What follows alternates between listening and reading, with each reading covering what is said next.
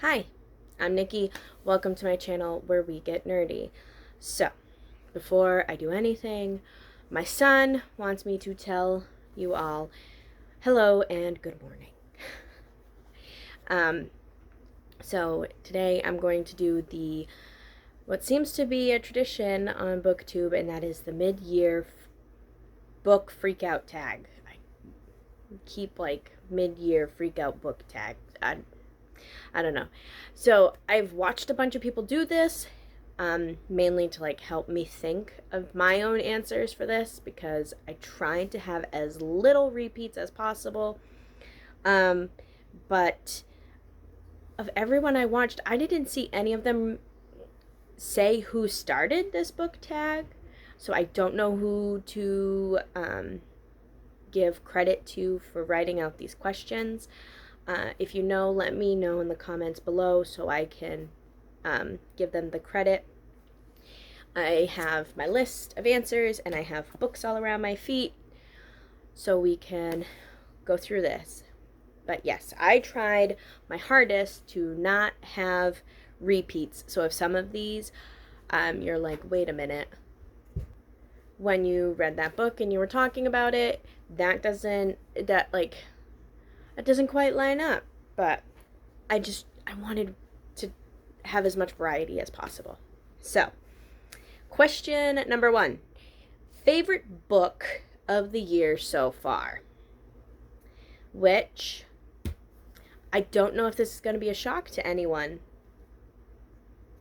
but I have to say, Gideon the Ninth by Tamsin Muir. I know, this was published a few years ago, but I'm just late to the party, apparently. This was published in 2019, and we all know I don't like sci-fi, but I really liked this. So if you don't know Gideon, lesbian necromancers explore a haunted Gothic palace in space. That's Gideon the Ninth. On the cover you have Gideon. She's the main character. Think of Deadpool. Personality-wise, that is who I think of as Deadpool. Just the jokes and the humor of her. So yeah, that's number 1. Number 2, best sequel you have read so far. So I took this as it having to be book 2 in a series. So I'm going to go with Hunting Prince Dracula by Carrie Maniscalco. Originally, if I just did any book in a series that I have read, it would be Capturing the Devil by Carrie Maniscalco, because of the Jack the Ripper series, of Cressworth and everything. That one was my favorite. But since I took it as it needing to be book 2, we will say Hunting Prince Dracula. It's my second favorite in the series. This follows Audrey and Thomas, but they are now in Romania at the castle. I can't remember the name of the castle. What's the name of that castle? I gotta look it up.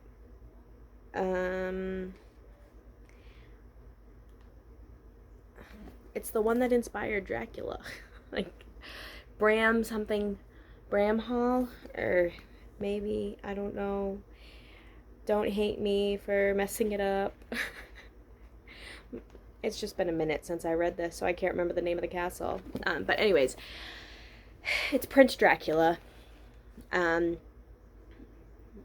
it's set in Romania, so there's obviously quite a substantial amount of blood. So if that is something you don't like, just be aware.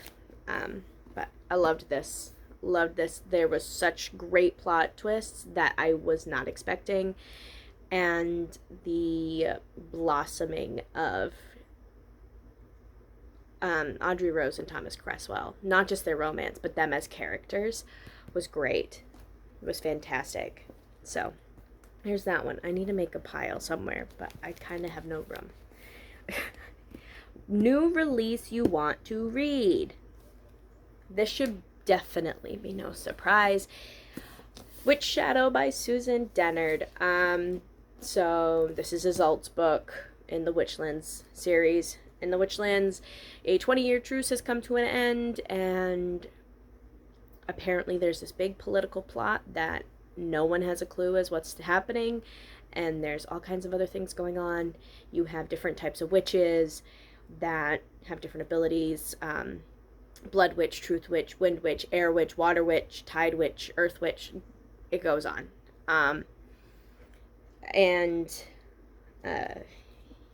we follow, this is like primarily Azalt's book. So we shall see what happens. And then you have your paladins and your Karoen, and there's just a lot to this series. If you want to start this series, I recommend reading it out of order. And when I do read Witch Shadow, I'm going to talk about all of the books in a very spoilery video, and I will make sure that it says spoilers ahead, don't listen, to tell you which order to read them so that they make the most sense, in my opinion. Okay, sounds like a plan. So, Witch Shadow is my most the newest release that I have that I want to read. My most anticipated release for the second half of the year. It actually just came out on the 6th, and I haven't gotten my copy of it yet. I pre-ordered it. I pre-ordered the UK version because the cover I liked more than the American version, and that is Six Crimson Cranes by Elizabeth Lim. I've never even read the synopsis. I'm just really I like Elizabeth Lim, and I'm really intrigued by the cover. I know, you're not supposed to judge a book by its cover, but kind of did. Biggest disappointment for me so far, and I struggled with this one because, like, this isn't the lowest rated book I had so far this year, but it's the book that I expected a lot more of, like, more out of. I had higher expectations than what I got out of it. And that is Sing Me Forgotten by Jessica S. Olsen. This is a Phantom of the Opera retelling that I liked the idea of the story, and I liked the male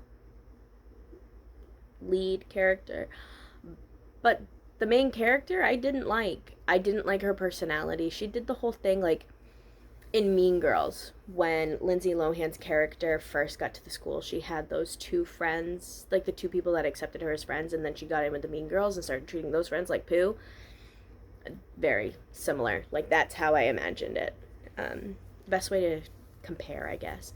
So I didn't like it. Those type of things make me mad, and I kind of just want to punch the person that's being a douche. So that is my biggest disappointment, and it makes me really sad. Biggest surprise of the year. Originally, I was going to say Gideon because, me and, because of me not liking sci-fi, right? But I didn't want repeats, or I tried to avoid repeats. So instead, I'm going to go with something that honestly might be a surprise to everyone once they get my wrap up for July. And that is going to, which I know I read this in July, but I read it really early in July, so I'm counting it. And that is Daughter of the Pirate King by Tricia Levenseller.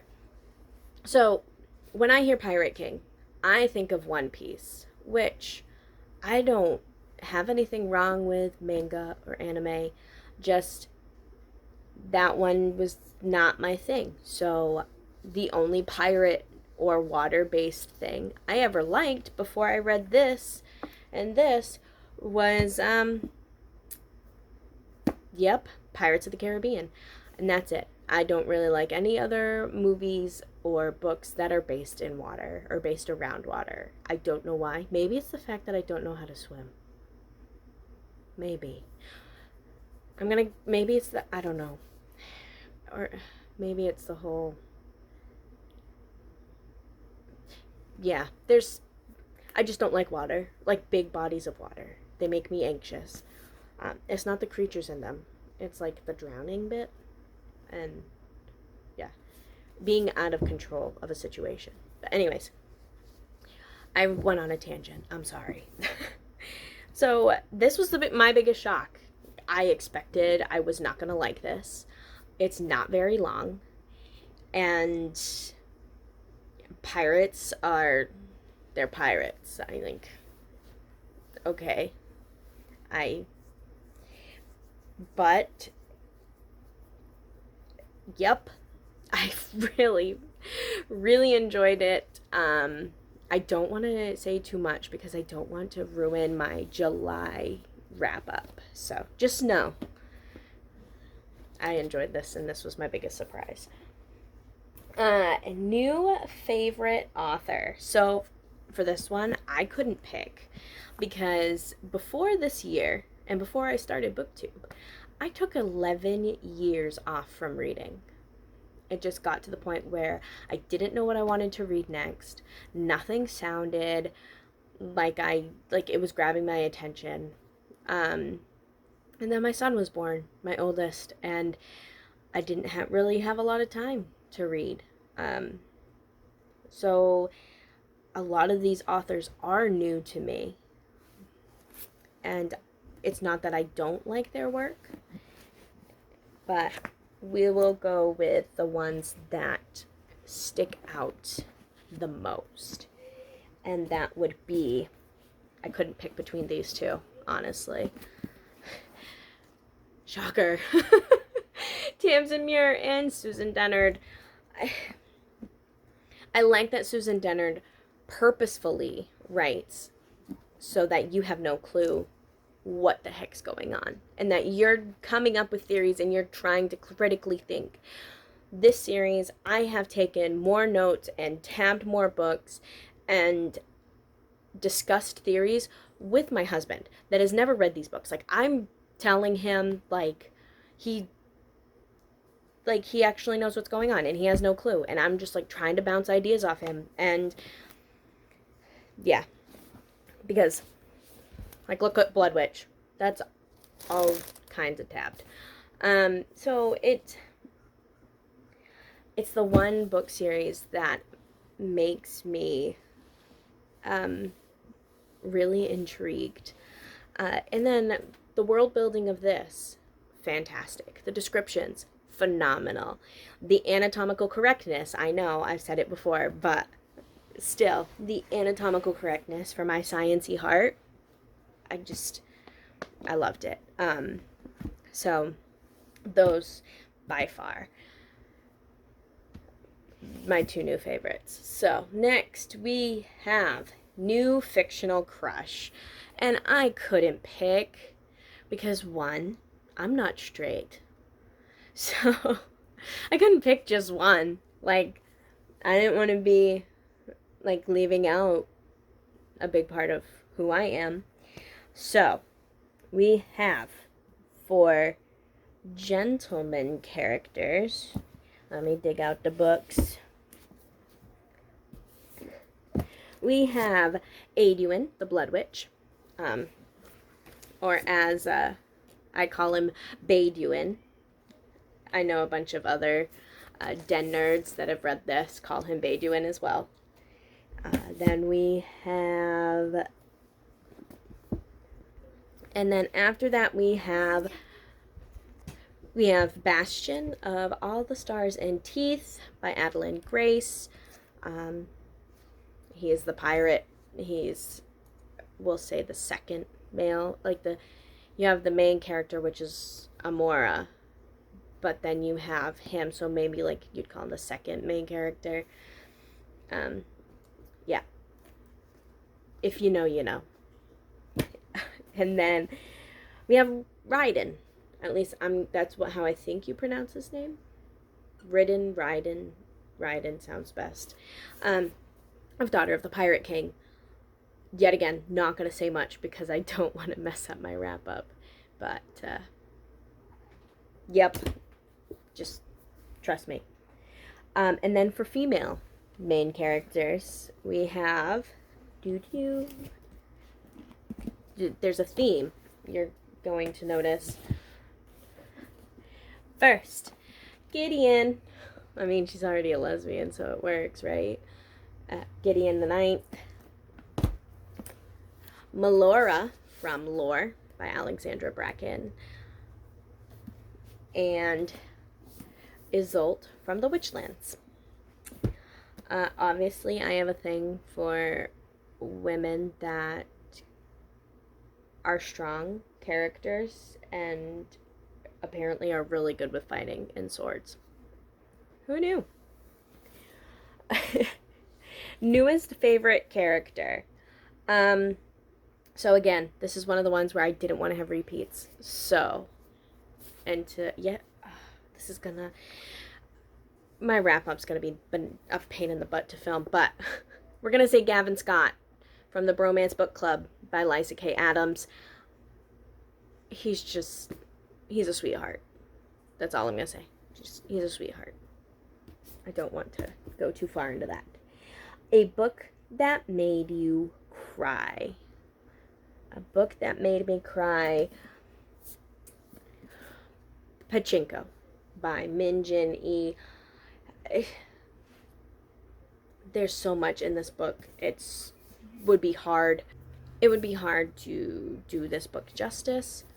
You're following Sunja and her family through a few different generations and just the trials and tribulations of early 1900s in Korea. Like, yes, this is a fictional story, but the events that are happening around them, like, it's a fictional family, it's a fictional set of characters, but the events that happen around them are things that were very real to people during that time, if that makes sense. So you just fall in love with these characters, and the complete and utter shitstorm that is thrown at them just breaks your heart, and you wish you could make everything better for them. It's one of those type of stories. You just want to hug them all and just tell them it's gonna be all right, kind of thing. So yeah, it tore my heart out. And then a book that made you happy. So this one, so I didn't spoil things for my wrap up. I gotta find my book again. I tried to not have repeats, and somehow I still managed to have repeats. Blood Witch by Susan Dennard. I don't want to say things that will spoil for anyone that hasn't read the Witchland series, but do know this book I love the characters. I love the world. I love the story building. I love the concept of everything. And obviously, like, the tabs speak for themselves. Most beautiful book you have bought or hauled. So, I struggled with this because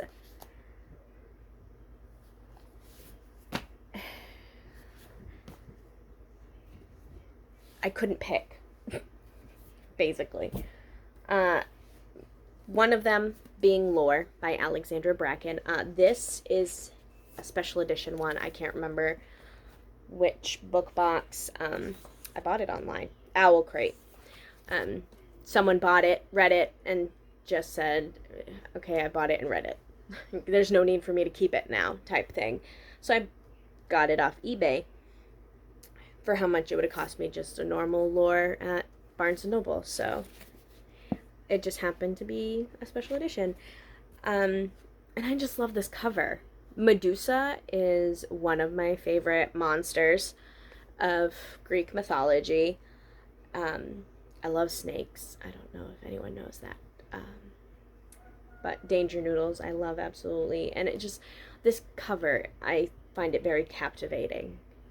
So, That's the first book that I couldn't pick between. And the other two that I couldn't, that were runner-up, were part of the contestants, were Spin the Dawn by Elizabeth Lamb and Unravel the Dusk. These are the UK covers. These are not the US covers. I have the US of this one, but then when I saw the UK ones on Elizabeth Lim's Instagram, I'm like, oh, I need those. So I went out and found them online so that I could have them. And I like traditional artwork like these. I have some, yep, it's one of those things that rolls up. It's bamboo that one of my uncles brought home. One of my great uncles brought home from World War II, when he was stationed in the Pacific. And then I have another I have 2 wall scrolls. That's what they're called, wall scrolls. I have 2 wall scrolls from Japan, from World War II era. And so those type of traditional artwork I just find beautiful. No matter what country origin it is, I just enjoy traditional artwork. So that's why I love these. This gives me more traditional Chinese art vibes. So these 2, absolutely stunning books. And when they came in, I sent pictures of them to my best friend and said, look at how gorgeous these are. All 3 of these books. And of course, he's just like, my best friend's a 40-something-year-old man. And he's like, I don't see what's so pretty about them. And I'm just like, you don't understand. Basically. Oh, my cat just scared me. I didn't realize he was up there. Not saying that 40-year-old men can't appreciate book covers. Just, he doesn't get it. Books you need to read in the second half of this year. Good chunk of these are not new releases, but more the continuation of series. So, Daughter of the Siren Queen, the second book in The Daughter of the Pirate King. I think it's a duology, or maybe it's 3 books. I don't know. I'll have to look. Next, Harrow the Ninth, the second book in that 3 set of books, but the third book isn't even been, there's not even a release date, there's not a cover art or anything. So Harrow the Ninth, what is the word for a trilogy? It's one of those kind of days, apparently. All the Tides in Fate, that is the next book in the this one by Adeline Grace. I don't know what the technical name for this series is. I probably should have wrote it down. But the next one in that series, because I need to know what happens. It leaves off on a good cliffhanger, and I need to know what's going on. And then the rest of the Bromance Book Club. So you have the Bromance Book Club, Crazy Stupid Bromance, Bromance Undercover, and then something else. There's 4 of them out so far, and I don't know if that's the last of them, but those 4 I want to read. The rest of I've already read 1, so the other 3 I really, really want to read. I'm loving the whole concept of men reading romance books to help with relationships. I just think it's the cutest thing ever. And I was talking to one of my other best friends and told him the concept of the book. He's like, that's actually kind of genius. Why have I not thought of this? So, but that is my mid-year freak-out book tag. Mid-year book freak-out tag. What? The mid-year tag. I'm just going to say the mid-year tag because it's easier. And if you know of any books coming out the next half of the year that you want to recommend to me that you think is going to be amazing, if you want to set up a buddy read, let me know. I will gladly set up buddy reads.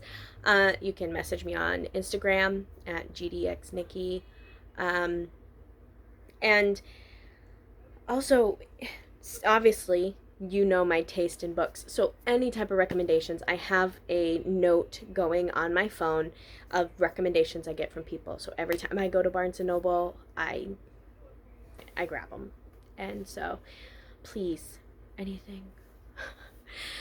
And I'm still looking for punishments and prompts and rewards and whatnot for Tabrinko. So, that's all I have today. And with that being said, until next time, remember you are loved and you are